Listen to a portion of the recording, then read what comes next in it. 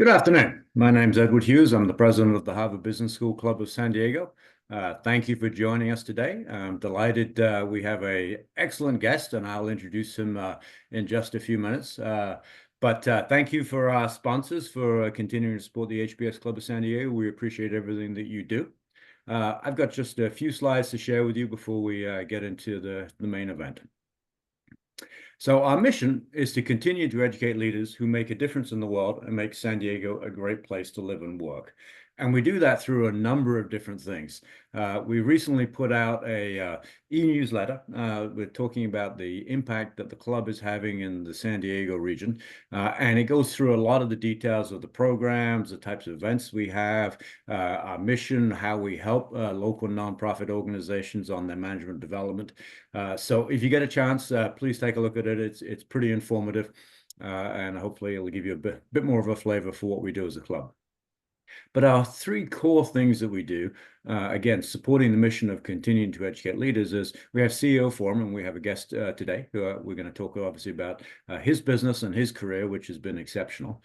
We have management development programs where we bring a little slice of Boston or HBS to San Diego, where we run a for-profit program in the fall, and we're currently in the middle of that one, and it's going very well.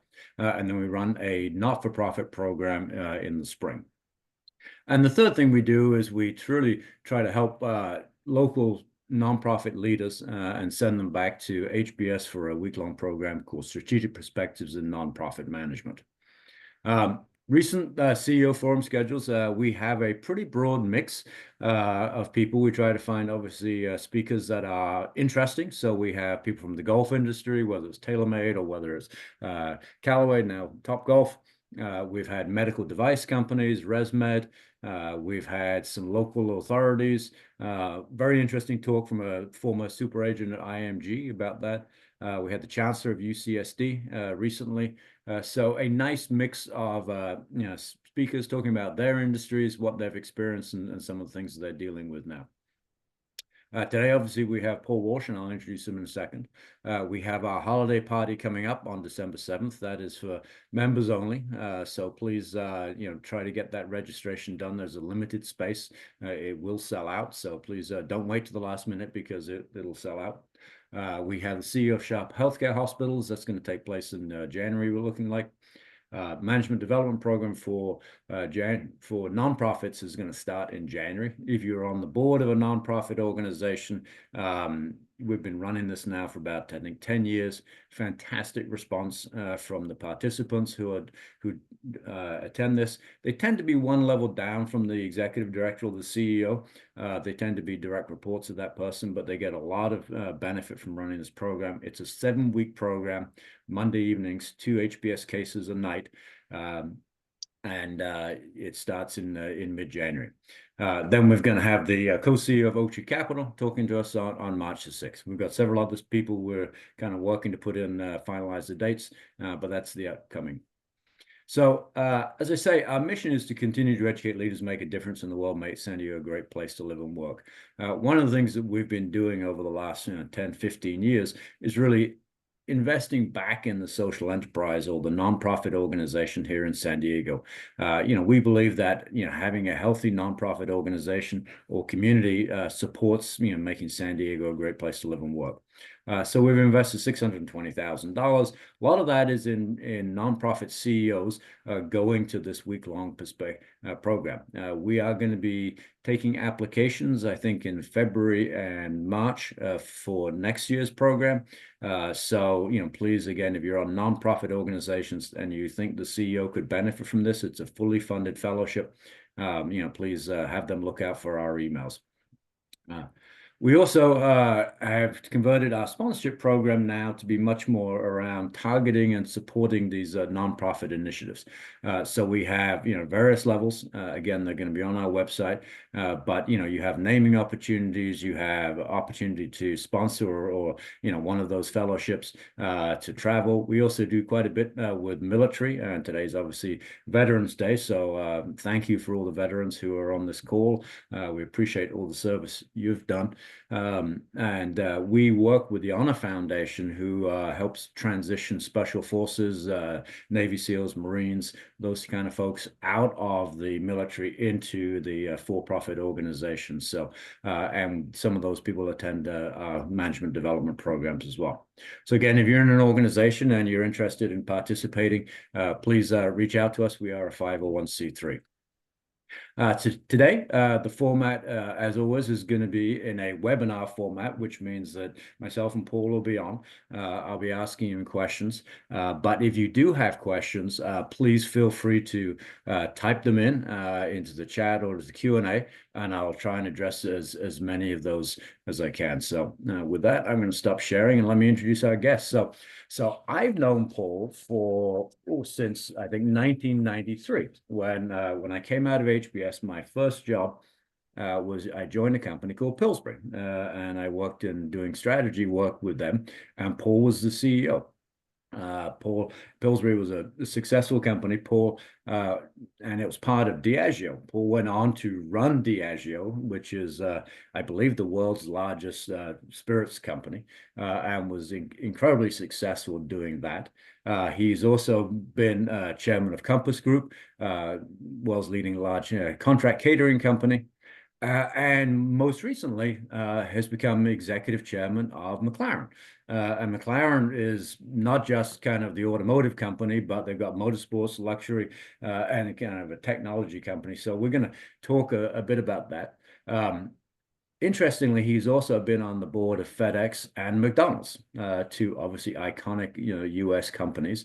And so we may have time to cover a little bit about his board role there. But it's great to get reacquainted with Paul. And Paul, thank you for joining us today. Thank you for the opportunity.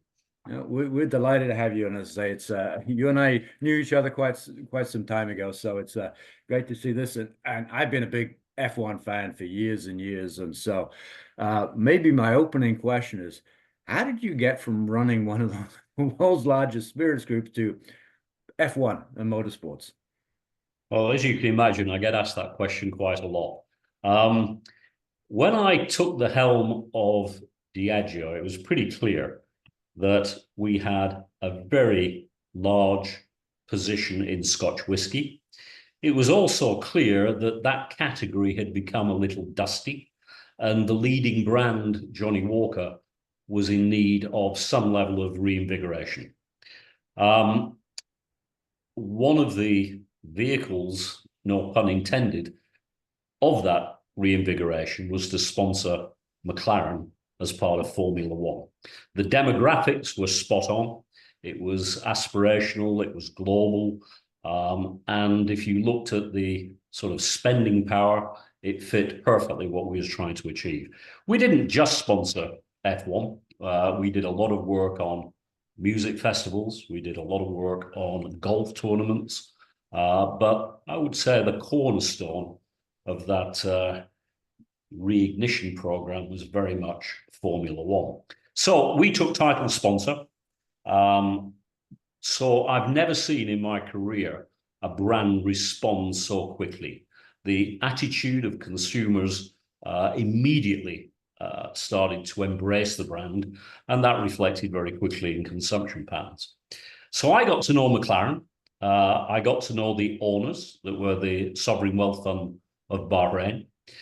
McLaren had a tough time, 2012 onwards, and then probably around 2018, the owners invited me to very nice lunches and started to, ask me questions, and that resulted in them offering me the executive chairmanship role in 2020. So I joined them, and timing was not ideal because basically about 3 weeks after I joined, COVID hit. Oh. And in the UK, we went into lockdown. I had to shut down the factory. If you're not making cars, you're not selling cars, you're not getting cash flow, but you continue to write £100 million check to Formula One. So it was challenging, but our shareholders supported us and we came through it. And I think now we're in pretty good shape. So that's the background. That's a great transition. So, is Johnny Walker still involved with sponsoring F1? No, I think they've moved on to pastures new. Mhm. Um, it's quite interesting because we do have a new spirit sponsor in the way of Jack Daniels. Oh, okay. Yeah. Okay. And is that because F1's becoming more popular in the United States? Is There is no question that F1 is becoming more popular on a global basis. And the fact that we now have three races in the US is testament to that popularity. okay. So tell us a little bit about McLaren. We all know the cars, but we don't know much about the business and how big it is and how it's doing. Well, basically, you have, I would say, two and a half legs to the stool. You've got the automotive side of things where we build fabulous cars. We sell exhilaration. They are beautiful, they are gorgeous to drive, and they're incredibly expensive. We then have the motorsport side. Everyone knows F1, but we also have a team in Indy and we have a team in Formula E. We then have the half a leg, which is if we find or discover interesting technology, we will spin that out. So, we are quite well known for our inverter technology. So we'll make a little business on the side, but it's not mainstream. The two main pillars are automotive and racing. And within racing, the vast majority of our revenues come from Formula One. We make about 3,500 cars a year. Entry level is probably $350,000 to the new release, which is about $3.5 million. And then we have uh, motor racing, we employ about 1,300 people and have revenues in excess of $500 million. So from the motor racing teams, $500 million of revenue. Yeah, yeah. And that's driven, as you say, by F1 is kind of the biggest chunk It's of it. driven by F1, and basically the elements of that would be your prize money, Good. it would be your sponsorship, and Good. it would be licensing agreements. Whether you're selling caps or whether you're allowing Lego to produce your new car at the Technic level, and a variety of income streams from licensing. Okay. Now, I've always thought of F1 teams as kind of a marketing arm for like Mercedes, etc., but they're losing money. But I mean, that $500 million of revenue, are you making money on that or are you break even on a No, team? we are making money. We didn't used to, but we are making money. But if I can slightly challenge your thesis, Okay. because there are many teams out there that do not represent a car manufacturer. Okay. So they are standalone businesses. Now, some of them in the past have been hobbyists who just want to go racing. They say the great way to make a small fortune in motor racing is to start with a big one. But so that's why you see a lot of churn at the back of the grid. These teams will change hands. But for those companies, I would say Mercedes, Ferrari, ourselves, yeah, it is part of the marketing. Enzo Ferrari had a great line. It was win on Sunday and sell on Monday. And Okay. that pretty much captures what we're trying to do. And are you seeing that? Because McLaren's team has done, increasingly well. I mean, having a fantastic this year. Are you seeing kind of growth in the sales of the automotive side of the business? I think there is no question that when you are performing well, your brand attributes improve. But there are very few F1 fans who can truly afford to buy a McLaren. Yeah. So it may get attitudinally more interest, but at the end of the day, if you're going to drop three, four, $500,000 on a car, you're going to test all the variants and see which one suits you. So it helps, but it is not the prime driver. Okay. And as you think about your time allocation, how much is spent on the automotive side versus the motorsports side? I would say it's pretty much split. In the early days of my tenure, it was more tilted to racing because we were losing a lot of money and we needed to stem those losses. In the case of the car business, a lot of effort went into new product development, which is why you're now seeing the reinvigorated 750S, the Artura, and we've just announced to the world the W1, which will be a limited edition of about 399 units that will sell 2.5 to 3 million pounds. And how long do you think it's going to take to sell the 399 units? They're already sold. Wow. Okay. Okay. Purely on announcement, people expressing interest. And now we have a list, we start producing. Some people may drop out. Their personal circumstances may change. They may drive the car or look at it and say, maybe I don't like it quite as much. But believe me, we've got a healthy pipeline of people who will step into those shoes. Okay. So when you came on as the executive chairman, you said the timing wasn't great, the company wasn't doing as well. So what are some of the key things that you did to turn this around? Change people. Okay. Change people. Okay. You know, and then get the people you appoint to truly align behind what you're trying to do with this business. And it sounds very trite, but I think it is a trodden path that maybe many on this call have been down.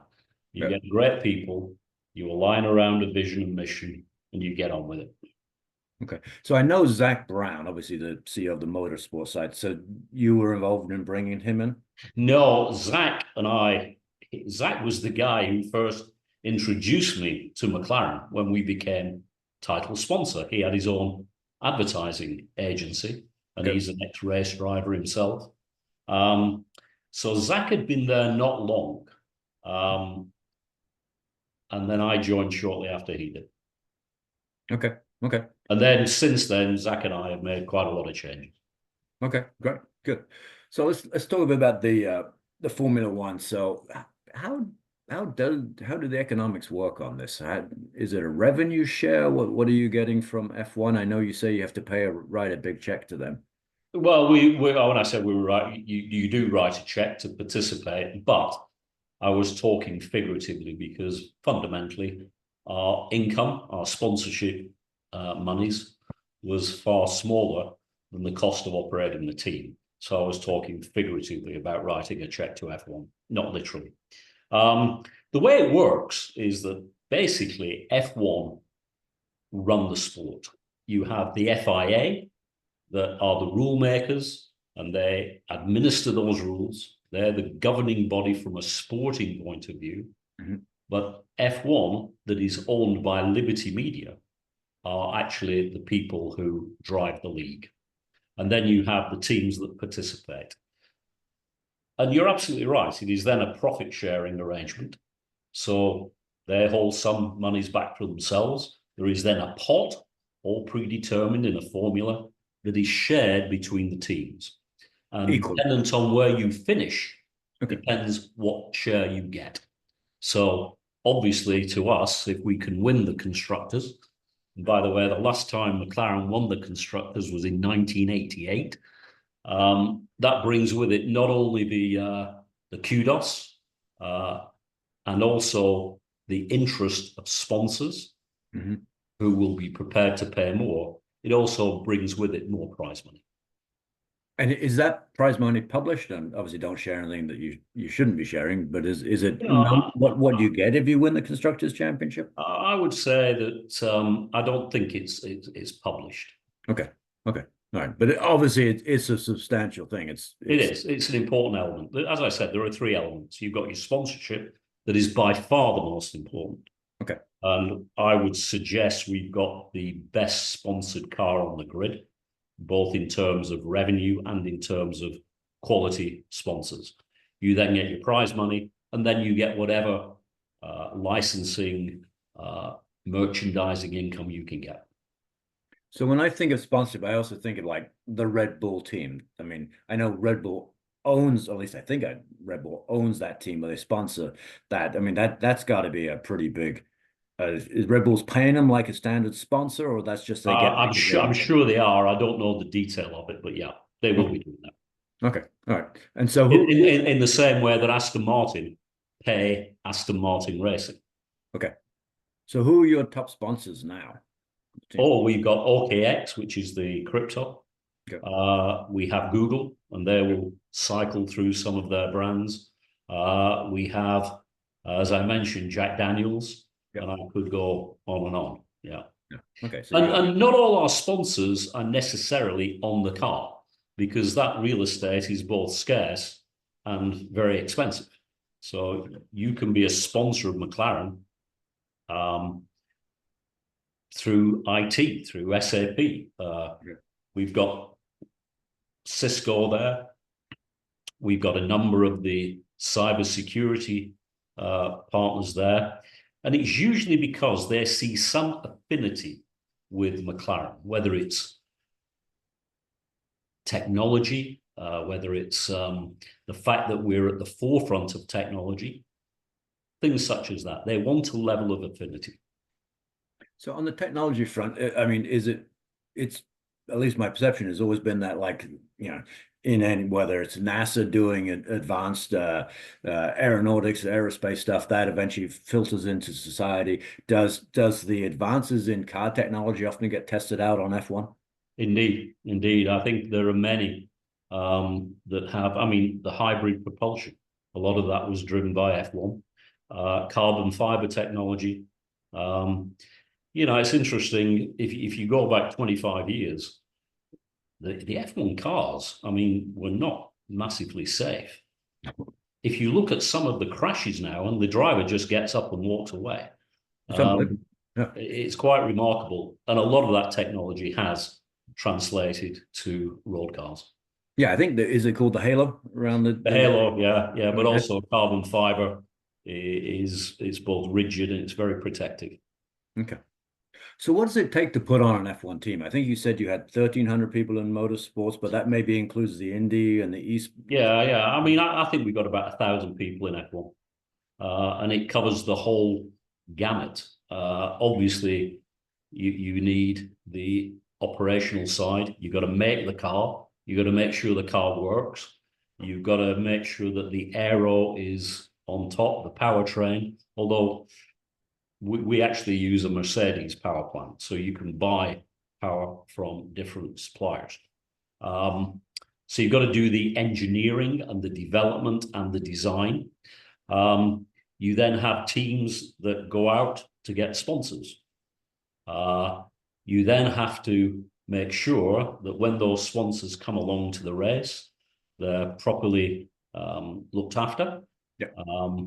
So it's the whole raft of things. It is a business all the way from selling to marketing to making and everything in between. And you run that now, you said it's profitable. So It is. it's 1,000 people, it's 500 million, kind of top line. So I mean this is quite an organization. How many people on race day are involved with this? Obviously there's a lot of people making the cars and the engineers back there, but I see the team, Zach Brown on the wall, etc., with the screens, etc. I mean, but there's a Yeah. lot more than that. On the pit wall, at any race, we'll have 100 to 120 people there. Yep.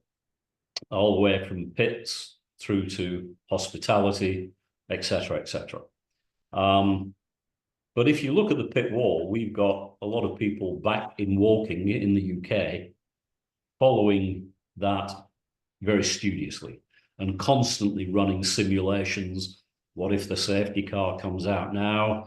What if the driver that's 2 seconds ahead of us pits? What do we do? Constantly looking at things and constantly communicating with pit wall. And they're just feeding it back into the headset. Hey, this is this scenario. We should consider this type of thing. Yeah, it's not verbal. A lot of it will be through data. Okay. Okay. Wow. And you mentioned the ownership of F1 being Liberty, but it used to be Bernie Ecclestone and his family, and then I think there was somebody else in between. So how has that impacted that as a race Yeah, team? I mean, first of all, Bernie was the creator Yeah. of the formula and commercialized it and did a very good job. CVC came along, private equity. Yeah. They did a good job. And then they sold it to Liberty, who have done a fabulous job. Okay. Fabulous job. They brought a level of commercial vision that's moved it to the next level. You know, we moved to 24 races. Uh, we got the Drive to Survive series that certainly piqued the interest of consumers in the US. But there are a few other things going on as well. Liberty, in conjunction with the FIA, also pushed for a cost cap. And in the past, the people with the biggest checkbooks would just spend money Yep. and outcompete the little people. There Yep. is now a cost cap. You can only spend up to a certain level. And as a consequence of that, the competition is massively improved. Yes. So it's leveled the playing field massively. And that's something that Liberty draw. Yeah, I mean, we've seen that in professional sports all over the place. If there isn't a cost cap, then the big market teams are going to dominate and just buy their way into having the best players, etc. So this brings a bunch of people back into the fray, which is good for the sport, right? Because I know Mm-hmm. Mercedes dominated for 8 years or something like that, maybe longer. Obviously, Red Bull came in and has done pretty good, but now it's getting a bit more. There's other teams kind of getting up there. Yeah, I mean, if you look at qualifying, between number one on the grid and number six, it can be 2/10 of a second per lap. It's very, very tight. So it means every piece has to work. Yeah. Whether it's tire change, whatever, it's all got to work seamlessly to optimize your lap times. I mean, I'm sure everybody here probably watches it if you don't, but you'll see the race car comes in and stops for 2.2 seconds, has all four tires changed, and is off again. I mean, that is the most Well, amazing. in fact, we've got the world championship. We did it last season in 1.8 seconds. Oh my God. And by the way, you lift one of those tires. I don't Yeah. think, well, I couldn't. Maybe you could. I couldn't. I mean, they are beefy things and it's got to work absolutely perfectly. And of course, your 1.8 seconds is basically the slowest person to put the tire. Right. Yeah, yeah. Yeah, and if a car comes out and they got 2.7 seconds, the commentators will be like, "Oh, that wasn't a great tire No, change." no, no, I no. mean, it's like 2.7 seconds. It's Yeah. not a great tire change. Unbelievable. You mentioned the Drive to Survive Netflix series, which was Mm-hmm. fantastic, right? And it's triggered a whole bunch of other Netflix type of things in sports. How big an impact was that?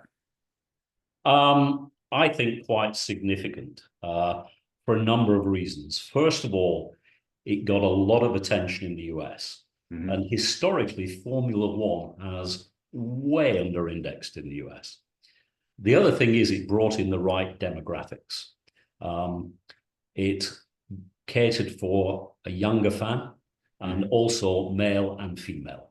So it has done exactly what we hoped it would do. Less reliant on aging white males. Yep. Yep. Yeah, that's great. That's great. Yeah.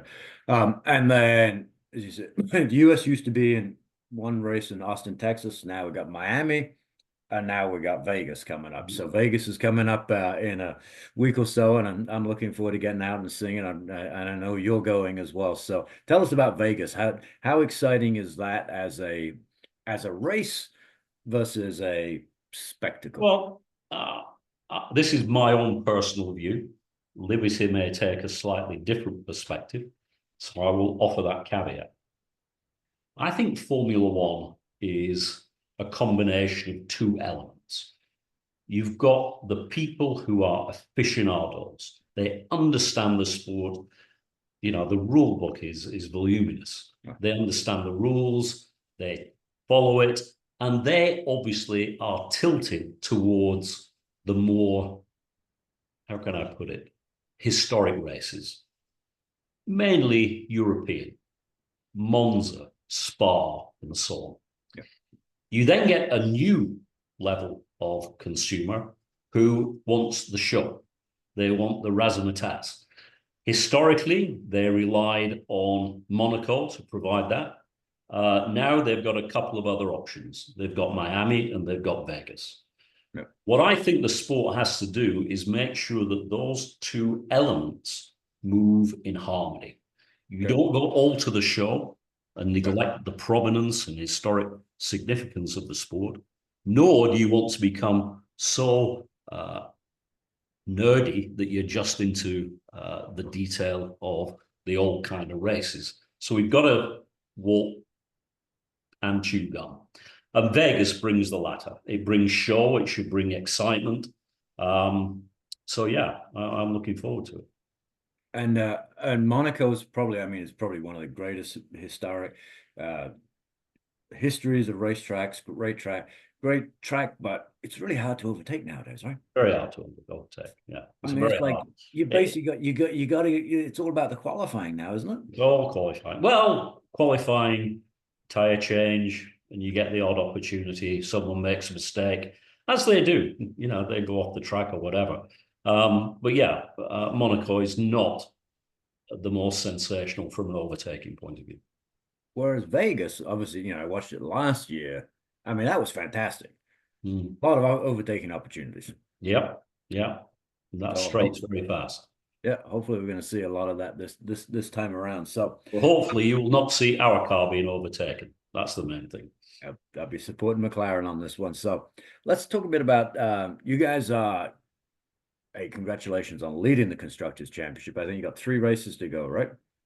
Yeah. Okay. You said that there's obviously great prize money to win that in prestige, which is awesome. But you need 2 cars to do this, right? I mean, you can't just be Max Verstappen and win the drivers thing and then expect to win the constructors. So tell us a bit about how that works, because it's quite a different dynamic than just being the race car driver. I mean, first of all, for McLaren to win the constructors championship is very important. Yeah, the economics are there, but the last time we won it was 1988.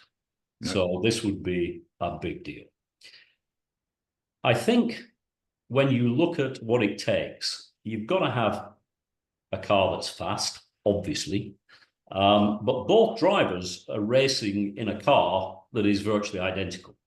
Throughout the season, you may offer one an upgrade and then you test it before you roll the dice on putting it on both cars. But by and large, it's the same car. So if you want to get into the Constructors' Championship, you've got to have 2 drivers that are performing. Mm-hmm. And therefore, as we go into the last 3 races, the guys that worry me the most are Ferrari, because they've got 2 very good drivers. Right. I think, not taking anything away from Red Bull, but basically they've got one very good driver and one that isn't so far performing very well. And you cannot win constructors with just one driver. Run the math, it doesn't work.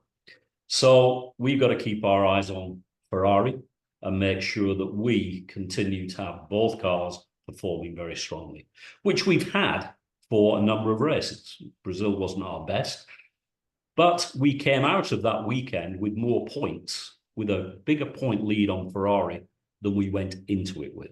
So I see it more as an opportunity lost than a problem weekend. But it's very close. It's very, very close. And that's great for the sport.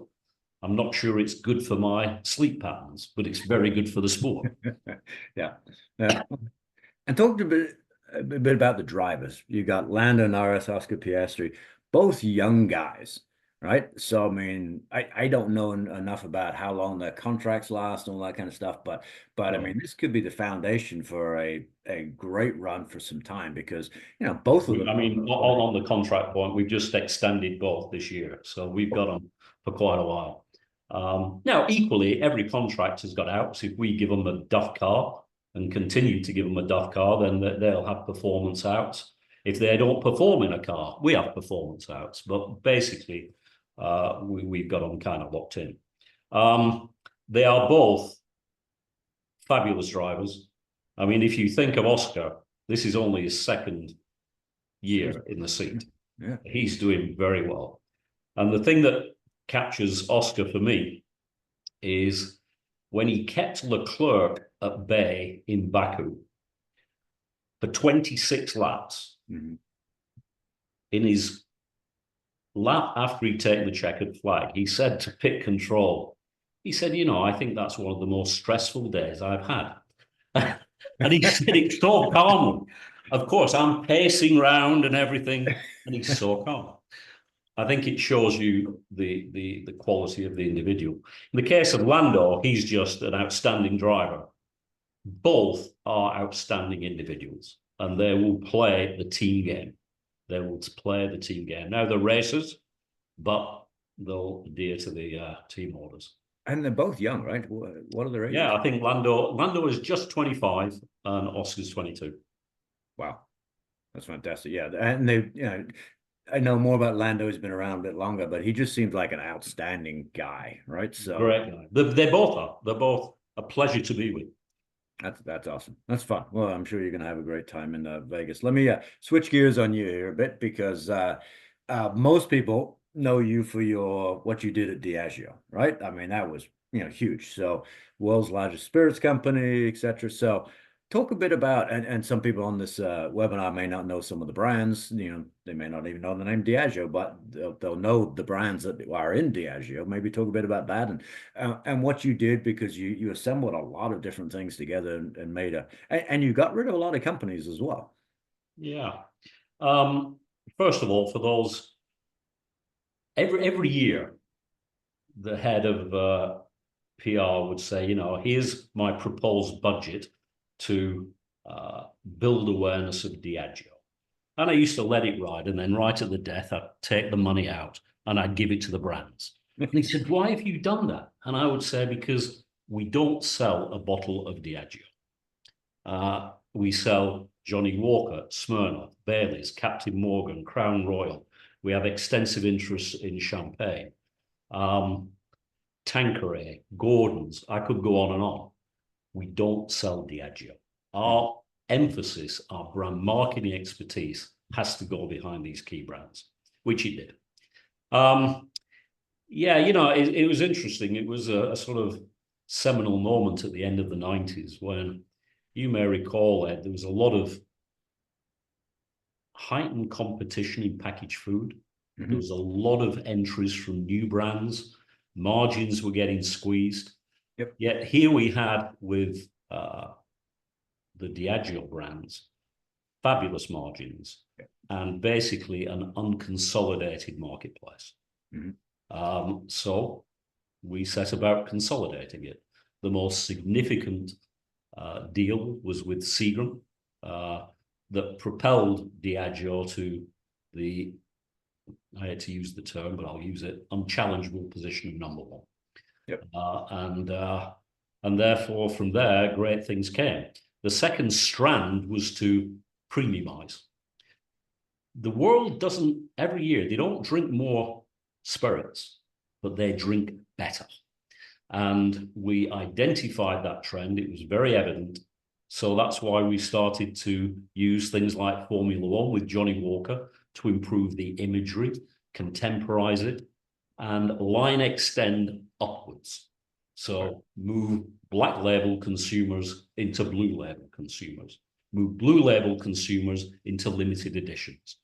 And that provided great momentum and fabulous margins. So that was the simple strategy. Well, I mean, you make it sound simple, but you also had businesses like Pillsbury and Burger King, and other stuff, and you jettisoned all of those, right? Because you said, I'm going to focus in on the spirits business. Is that the thing? As I said, it's interesting. I'm now on the board of McDonald's, but at Burger King, they used to always say, we are number two. Well, in actual fact, they weren't number two. They were number two through a process of aggregation. In most markets, they were number 3 or 4. It's only when you added all those markets together that they actually got to 2, because a lot of the competition didn't operate in many of those markets. Right. So I think it was a flawed statement. So Burger King went. Pillsbury was harder because I'd spent a lot of my career there. But it just became very evident that you had the big players like Nestle, like Unilever, who were taking big positions in multi-categories. You had retailers who were consolidating, and a combination was driving margin down. Mm. You then had new entrants coming in, healthier, niche products. So I didn't see a way that we could really get meaningful consolidation from the position that we started with. So Pillsbury went. And then we focused single-mindedly on beverage alcohol. And how big was the company or market cap when you took over, and how big was it when you I your don't tenure remember finished? those stats offhand.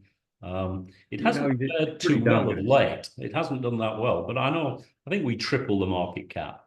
Yeah. And you were CEO for how many years? I was a CEO for 14 years. Wow. Yeah. And And that's I stepped down at the age of 58 because I figured it would be easier to reinvent myself, if that isn't a bit of a ploy on words, the right side of 60 rather than the wrong side of 60. right. And I'd fundamentally done what I felt I could do, and it was time to hand over. Yeah, yeah. I wanted to do other things. Yeah, you had a tremendous run. Now, you've also been, as you say, you're on the board of McDonald's, you're on the board of FedEx. Let's start with FedEx. I mean, that's legendary, Fred Smith, etc. How did that come about, and how long have you been doing that? Because, I think you and he are quite close, right? We're very close. Well, I like to think so. I'm obviously objective, but Fred's the founder. I'll tell you how it came about. We used a firm in DC where Howard Baker, the chief of staff for Reagan, was the lead partner. And I got to know him, and he was quite an icon, and he gave this young oik a lot of his time. So he was very kind to me. One day he said, look, I'd like you to meet Fred Smith. Well, who could turn down an opportunity like that? So off I go for this dinner, thinking it was just that. It was Howard being very kind to me and introducing me to this business icon. A few weeks later, I got a call from Fred saying, look, would you come down to Memphis? I want to show you around. So again, how could you turn that down? Exactly. And over dinner, he said, look, I'd kind of like you to come on the board of FedEx. Now, this is 27 years ago. I know it breaks all corporate governance guidelines, but I've been on that board for 27 years. So I remember I said to him, and at that time I was in Pillsbury. I said, Fred, why do you want me? He said, because one day you will run Diageo. He said, and I won't be able to get you then. So so I went on the board. So what have I learned from FedEx? First of all, it's an incredible leading indicator. It is a tremendous lens on the global economy. It is a lesson in branding and how to manage a brand. And I still maintain that it is one of the most courageous and visionary leaders, the founder, Fred Smith. And we're very fortunate to keep him as chairman.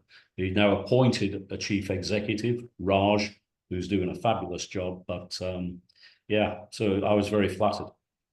Yeah, that's great. And then McDonald's, another American icon. How did that come about? I got a call one day and they said, look, would you meet this particular individual who was the lead director of McDonald's? I did. And again, a global brand,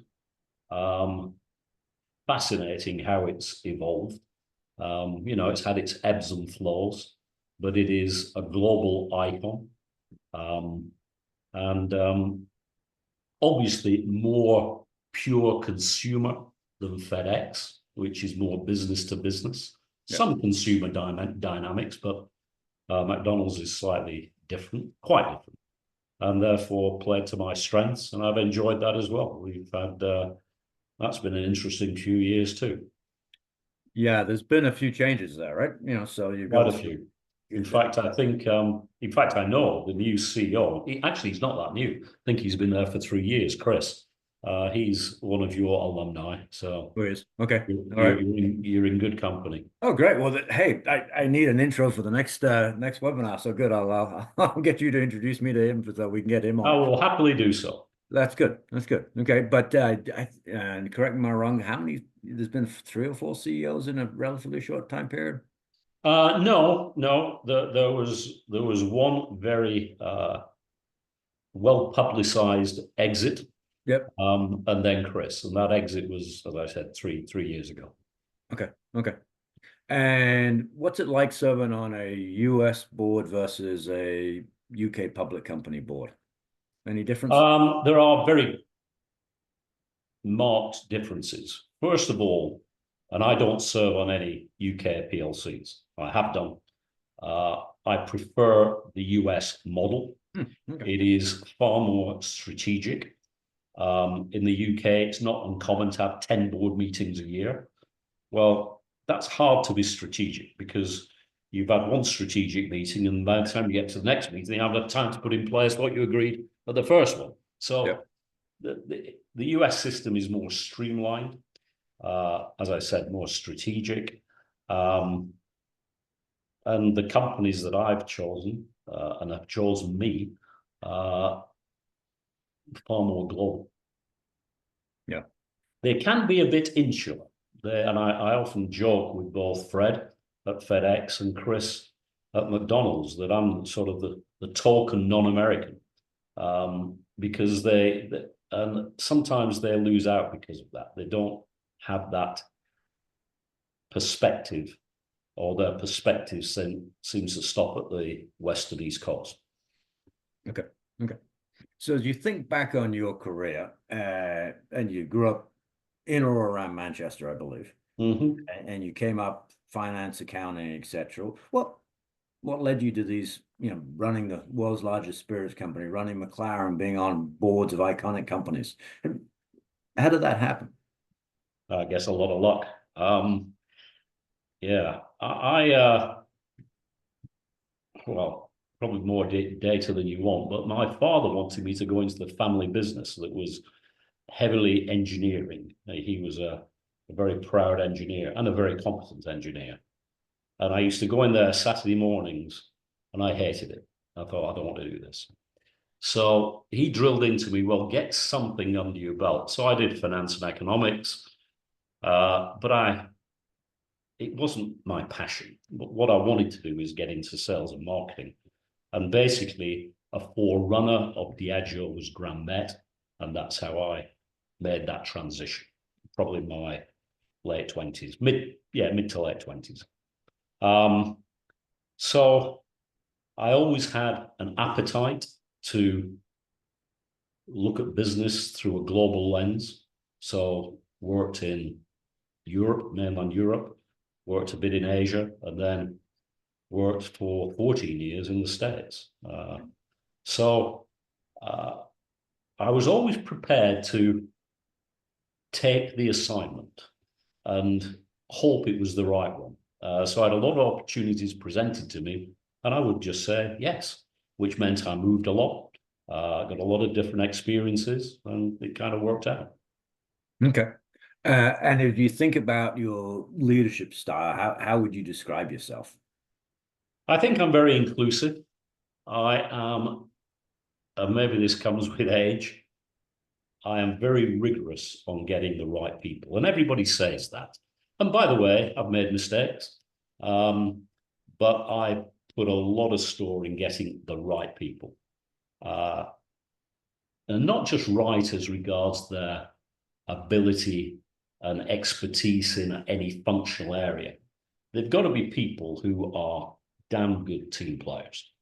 So you get the best people, and then you work like crazy to get them to align around whatever the mutual goal is. And by the way, you want them to feel involved in the creation and setting of that goal. So I think that level of orchestration I've enjoyed, and I think history would say I was pretty good at it.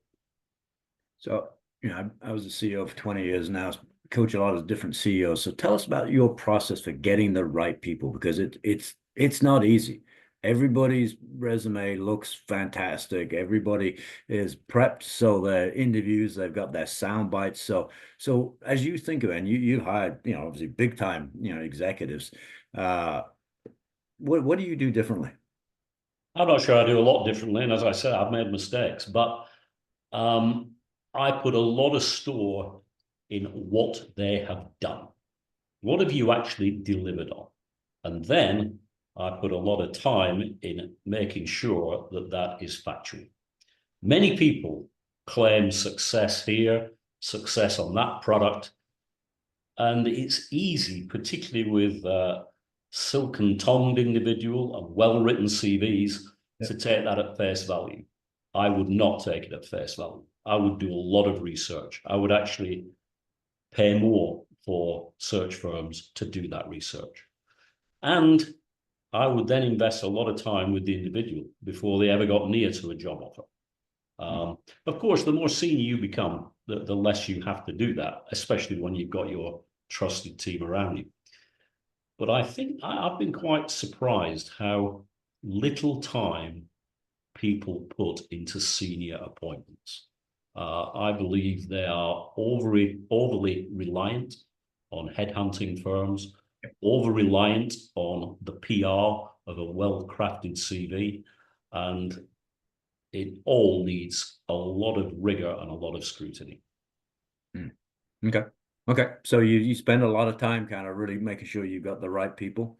How about once you've hired them, what do you do that's kind of lets them kind of blossom and grow? Spend a lot of time with them, wanting to understand how they think, um, encouraging them to offer their points of view, um, challenge, uh, and see how they respond to challenge, whether they are defensive or whatever. But I would always put a lot of time into the team dynamic. And if there was a new member of that team, making sure we did our utmost collectively to make that integration as smooth as possible. I think you are then very much in the mode of setting goals and holding people accountable for them. And I believe in great granularity around that. And you can tell when people come in and say, no, I've missed it, and here's why, and here's what I'm going to do differently. Or when someone comes in and says, well, yeah, but the market changed, this went wrong, that went wrong, and they fall into several camps. Okay.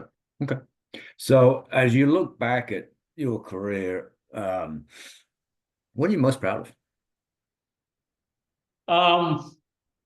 Well, I would say, as I look at, and in fact, I was only talking to an old colleague of ours the other day, Tom Dabrowski. Oh, If I look at people that I've worked with, whether they stayed in the company or they went on to pastures new, they've done well. They've done well professionally, and they've done well economically. And I like to think that I've helped that journey. So I think that's probably what I would point to most. okay. Helping people realize their potential. That's great. That's great. Okay. Just looking at, I got a question here from someone. And if anyone in the audience got questions, please type them in the Q&A. So it's a question about rapid advancements in AI and technology impacting the automotive industry. How is McLaren integrating these innovations into vehicles and operations? And what role do you see AI playing in shaping the future of performance and customer experience for the brand? Well, that's a very hard question to give a quick answer to. Yep. What I would say is that, and this is where I will explain. I'm not an expert in AI. I read about it with great interest. But in Formula One, we have been living AI for a number of years. Okay. I mentioned that back in walking, we will have people constantly doing simulations. Yep. And the AI is telling us If this happens, do that. If that happens, do this. So we've been playing around with this, looking as to how you get the best out of downforce versus tire degradation, et cetera, et cetera. So running these very, very complex algorithms, looking at our wind tunnel and seeing how that translates into various vortices. I'll quickly get out of way over my skis, but colliding vortices, cooperating vortices, a lot of that, because people think a wind tunnel is a full-size car. It's not. It's a model. It's a model about a yard long. Yep. And all that is then fed into these various programs, and we learn from that. So we're deploying that.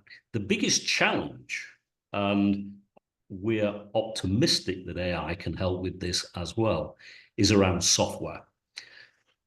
The number of software glitches you get on a new model is incredible, and we've got to get better at predicting why. And I think we've made a lot of headway there and learnings. But yeah, we've got. Are you talking about in the motorsports or in the automotive division? I'm talking about automotive. I'm talking about automotive. Okay. Yeah. So we've got a team of people who are looking at this, and but it's a very complex area. How long does it take now from a concept to getting a car finished and in production?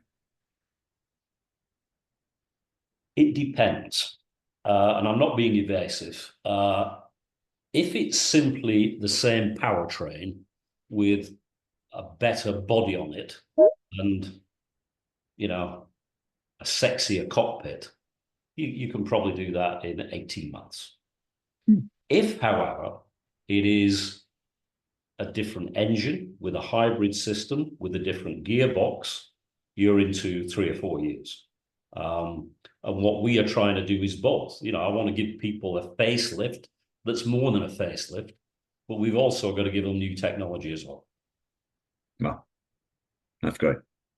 Well, this has been fantastic. Let me ask final question. How much fun is it to run McLaren?